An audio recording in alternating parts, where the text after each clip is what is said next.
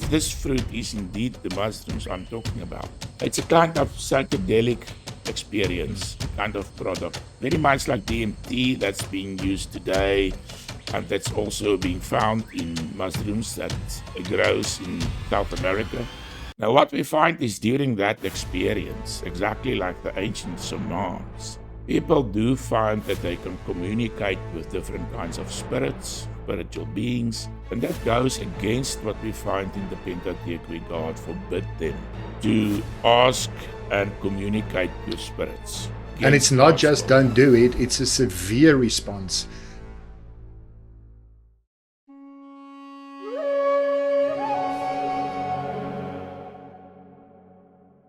Why did a snake talk in the Garden of Eden? In today's episode, we discuss the ancient shamanistic roots of the snake. People, welcome to the discussion. So, in what ways do some ancient Sumerian or Near Eastern shamanistic stories like serpent figures, sacred plants, or world tree symbolism resemble the serpent and the tree of knowledge narrative in the book of Genesis? Yeah, so what we find in the book of Genesis, in the garden story, that is quite interesting is that this tree is said to have been in the middle of the garden, very particular location, which tells us it cannot just be any tree, the tree where the serpent then tempted Eve. Now, in Ezekiel's version of the Garden of Eden, he actually mentions a very large tree, the highest of all the trees in the garden of God. So this is actually very, very important. So this particular tree most likely have reference to the Axis Mundi. Now the ancients, they spent a lot of time under the starry heavens, and in their perspective, the Axis Mundi, the celestial axis, was of extreme importance. That's a world tree or cosmic tree that connects the heavens, the earth, and the underworld. Yeah, so it's a projection of the earth axis, invisible axis of the earth towards the heavens. And it seems that the entire cosmos, all the stars, turn around this axis, which is fascinating. And then they imagined a massive tree, for example, or a pillar, with regard to this axis. And what is interesting, they also saw two kind of spiritual beings associated with this tree. Towards the roots of the tree, they envisioned a serpent, and on the top of the tree, an eagle sitting in the tree. Now, what is quite interesting is that this was also closely associated with shamanism, because the shaman, according to the ancient worldview and the view among the Sumerians, was able to travel up and down along this axis, going down to the netherworld or going up to the celestial skies. He was able to do these kinds of things.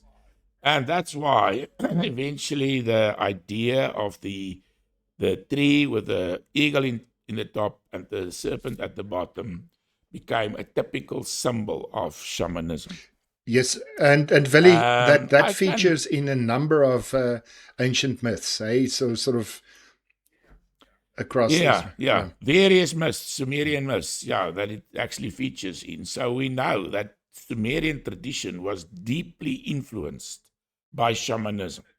Shamanism that was brought from the northern regions, from the north of Iran, via the Zagros Mountains, and today this kind of symbolism is found even higher up in Russia, towards the far eastern parts of Russia and so forth, where to this day shamans practice.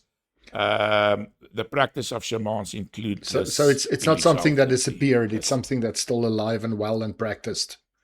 No, absolutely, yeah. And what is quite interesting in the Sumerian context, one of our listeners has actually proposed 2 episodes previously that maybe the serpent in the garden could have reference to Ningizida.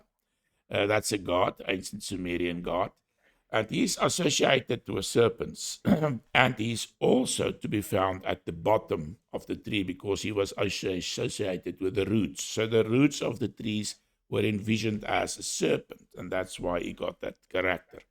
So that is quite an interesting and a fascinating very, proposal. very interesting. As we will see, it's very interesting comment. As we continue today, that there's some other explanations that seems to me more better suiting the what we find in the garden story in Genesis. Yes. So Willie, if those myths reflect an altered state or shamanistic experience, how might that help explain what the serpent is doing in the book of Genesis, especially when it comes to tempting Adam and Eve? What is extremely interesting with regard to the shamans that we've just mentioned is that part of the initiation rites of the shamans included that the initiate actually, as part of his experience, he saw a woman at the bottom of the shamanistic tree. Bottom was part of the roots of the tree, and in that sense, later on described as a serpent. But what she did is to tempt him with the milk of her breasts. Now, this is very interesting because her breasts actually referred to the mushrooms that grew, especially under the beech tree. When we visited Iran, for example, and in the previous episode, I told some of the stories and some regarding some of the places that we visit. One also see these beautiful white barks of the beech trees. And it's under them especially under them, that we find these mushrooms. At first they have a red covering, but this breaks down. And then it's this white mushrooms. And this is where the idea of the breasts comes from. So she tempts the shaman in very much the same way that the serpent tempted Eve. So this lies at the very heart of the shamanistic experience. And this is an extremely old image that we find especially in the northern parts of Asia. So we have good reason to believe that this is most likely the basis also for the story that we find in the book of Genesis. Later on, I can just mention also, I've mentioned the eagle in the top and this woman at the bottom. Now, the eagle also in Sumerian times was associated with a thunderbird. So he embodied the thunderstorms. And what we then find is later on, when the first temples came into being, and one of the oldest temples was the Kesh temple. And in the Kesh hymn, which dates back to about 2500 BC, it's the one of the oldest pieces of literature that we have. And in this case, we can clearly see in this hymn that the temple has many aspects that we find in shamanism. For example, the temple is described as a thunderstorm. So that's the eagle on the top. And in fact, the temple of Ninhursag, she is actually also found within this temple and is described as a serpent. She's described as the mother of great heroes.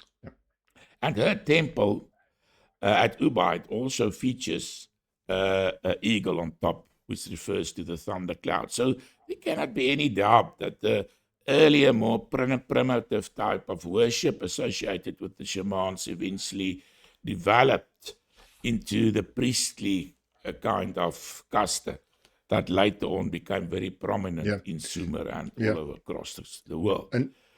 So from this connection, we can actually say that we have every reason to believe that this is actually the serpent that is spoken of in the book of And just Genesis. while you were talking, I was thinking, if you look at Genesis, this is not just a neutral exploration, but it's a deceptive invitation into that whole forbidden spiritual practice.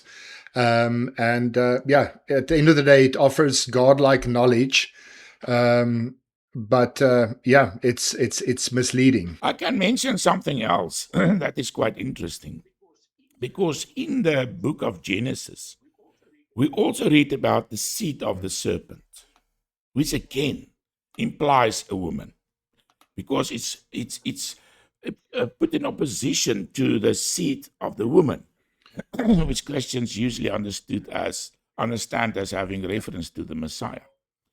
Now, in this case, Nenhursag, she, for example, as I've mentioned, is described as a mother. And later on, we find descriptions of her with a baby at her breast and the bottom of a serpent. And this is exactly the kind of figurines that we find in the Ubaid period of a lady with a serpentine kind of expression and a baby at the breast. So this seed of the woman idea correlates very closely with what we find in ancient Sumer. That's another reason to interpret the woman in the book of Genesis in the garden. So Willie, my curveball question is: you've got a talking snake. Balaam had a donkey. Is there any relation to the two? Yeah, so this connects closely with what we're talking about regarding shamanism. Because in the case of Balaam, we find that he's actually also a kind of shaman. And he describes himself as possessing some knowledge, hidden knowledge, in the same way that the serpent told Eve that she would gain hidden knowledge of good and evil. What we also find is that the serpent told Eve that her eyes should be opened. And Balaam describes himself also as the man with the opened eyes, because he can see into the spiritual world, you see. And then also, what we find is in the passage in Genesis is that the serpent tells Eve that she would be, or they would be, when they ate of this fruit, will be like gods, or God, depending on the translation. And this is also something that we find with regard to shamanism.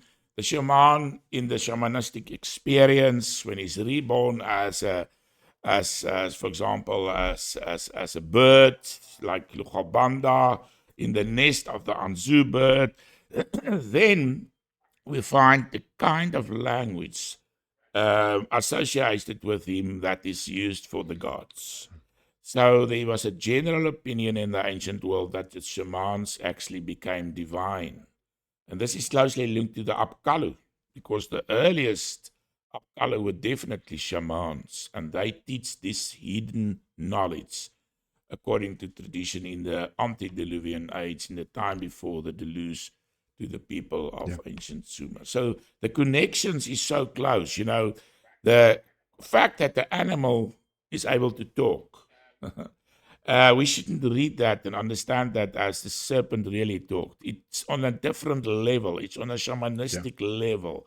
It's on a spiritual level. And the same with the donkey talking to Balaam. So this makes by far the most sense if we understand the passage in the garden story. So Willie, if the fruit is connected to those shamanistic experiences that open your eyes and I suppose make you feel like a god, how does this fit with the Bible's warnings against occult practices? And then just on top of that, what does it tell us about the real temptation in the Garden of Eden? Yeah, so what is important is the fruit. I can maybe say something about the Hebrew word used for fruit. It's basically just produce. It's not something that necessarily hang in a tree. It can be the produce of the earth. It can be a child. It is a very general term, and therefore it's quite consistent with the idea of the mushrooms growing underneath the birch, which was in that time associated with the birch, and being seen, this woman, the serpent woman, was most likely seen as kind of the spirit of the tree. So that is also, I think, quite important. Yes. Okay. That's actually really, really interesting. It puts a different sort of and I can add to that So what we find is that God actually, he forbid them to eat of this fruit. So if this fruit is indeed the mushrooms I'm talking about, it's a kind of psychedelic experience, a kind of product, very much like DMT that's being used today, and that's also being found in mushrooms that grows in South America, and is very much part of the kind of psychedelic experience nowadays. Now, what we find is during that experience, exactly like the ancient shamans, people do find that they can communicate with different kinds of spirits, spiritual beings, and that goes against what we find in the Pentateuch, where God forbid them to ask and communicate with spirits. So the shamanistic experience, once one sees this as the background for the garden story, then one understands why Yeah. God forbid And it. yeah, It's and it forbidden. That's it's and it's against not God's just will. don't do it, it's a severe response. And that's also the reason probably why God links it to death and yeah. You shall surely die. Yeah, Yeah. exactly. Yeah. So, Willie, Exactly. you connect the eagle at the top of the tree to Bible cherubim and the serpent at the roots to seraphim or fallen beings. How does this very, very old picture help explain the spiritual battle in Eden and later stories like Moses' bronze serpent? Now, what we find is that in the garden story, or even though the serpent is present, the eagle is not that clearly present. But once we know that the cherubim is also described in the Bible in terms of eagles, for example, in the Psalms, God rides on a cherub or cherubim in the Septuagint, that's the Greek translation of a very early Hebrew text. The most likely and best understanding of this text is that it refers to eagles. It's the ancient association between eagles, and in the story of Enoch, we've mentioned that the counterpart of Enoch, the biblical Enoch, in the Sumerian tradition is Etana, and Etana is also closely associated with the eagle. In the same way that God stands opposed to the snake, here we have also that Etana, which is the counterpart of Enoch, and he worshipped this. He was a Semite.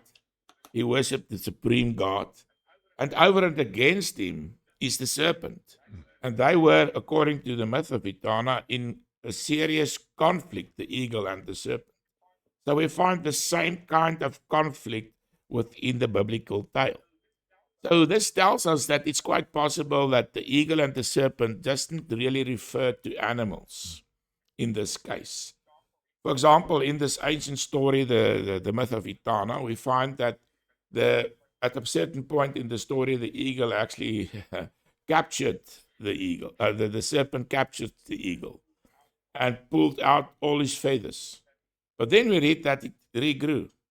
The feathers regrew. So the idea of renewal, we find the same with regard to the serpent in the Gilgamesh epic, for example, where the serpent shed its skin after there was a certain very interesting plant that Gilgamesh obtained when he went to Dilmun, and the serpent stole the plant, and when he stole it, he changed. And this is again a symbol of renewal. So both the eagle and the serpent, most likely for those ancient peoples, had a different meaning. It didn't merely refer to animals. It referred to spiritual beings. And that's what we find in the Bible with the cherubims. So in the Genesis story, in the garden story, we do have the cherubim. And the snake, what is interesting about the snake associated with this tree is that later on, we find in the story of Moses and the Exodus that there was a pole that was set up and a serpent was placed on that pole. And that's closely associated, seems to be the same kind of image that we find in the garden story. Now, what is interesting in this case, this serpent is actually called a saraf.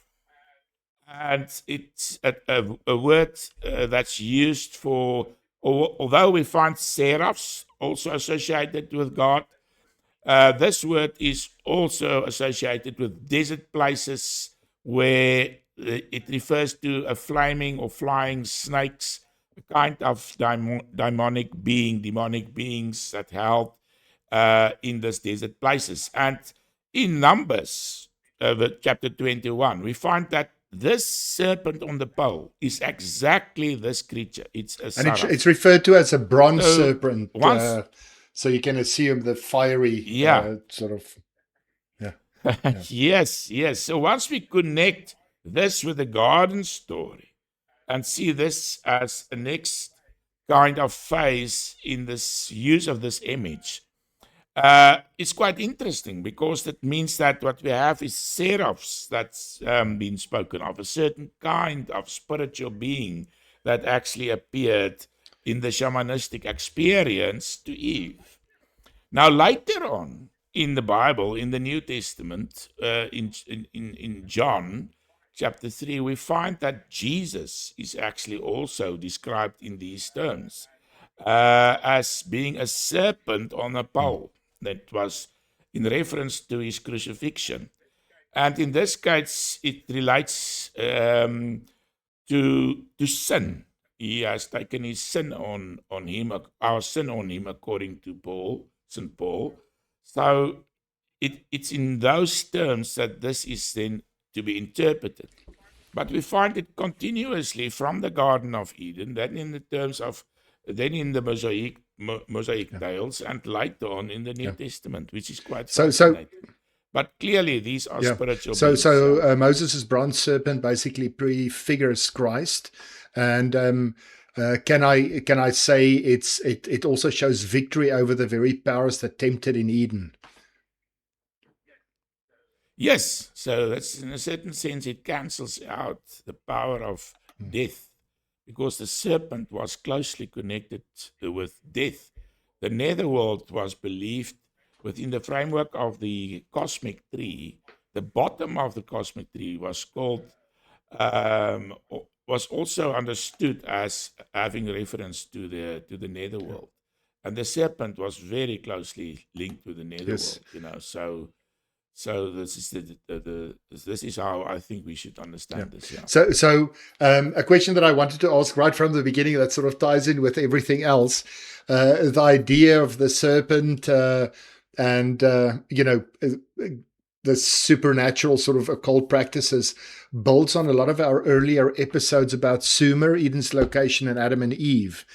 And how does this very old serpent and tree story support that Abram's family brought these tales from Ur in Sumer? Just to loop it back.